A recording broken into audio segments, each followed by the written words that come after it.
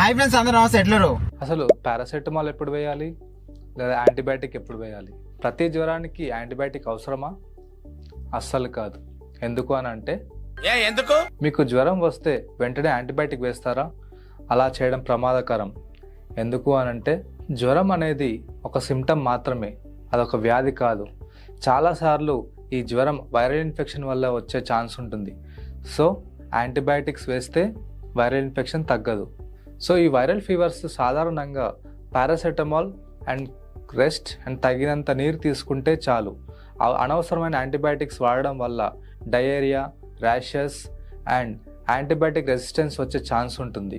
So ఈ bacteria వల్ల వచ్చే జ్వరాల్లో మాత్రమే మనం వేసే యాంటీబయాటిక్స్ పనిచేస్తుంది. Examples typhoid, pneumonia and urinary infections. So ఇలాంటి ఇన్ఫెక్షన్స్ వస్తే మనం యాంటీబయాటిక్స్ వేసుకోవాలి. అది కూడా డాక్టర్ కన్సల్టేషన్ అయిన తర్వాతే వేసుకోవాలి. వితౌట్ ప్రిస్క్రిప్షన్ ఎలాంటి యాంటీబయాటిక్స్ వేసుకోవడానికి వీల్లేదు. మీకు జ్వరం వస్తే ముందుగా పారాసెటమాల్ వేసుకోండి. ఒక 2-3 రోజుల తర్వాత కూడా జ్వరం తగ్గకపోతే అప్పుడు డాక్టర్ని కన్సల్ట్ అవ్వండి. అండ్ యాంటీబయాటిక్స్ వేయాలా వద్దా అనేది డాక్టర్ చెప్తేనే నిర్ణయించుకోవాలి.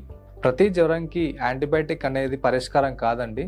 సో ముందు డాక్టర్ని కన్సల్ట్ అయ్యి మీరు డిసిషన్ తీసుకోండి. Thank you so much. Bye.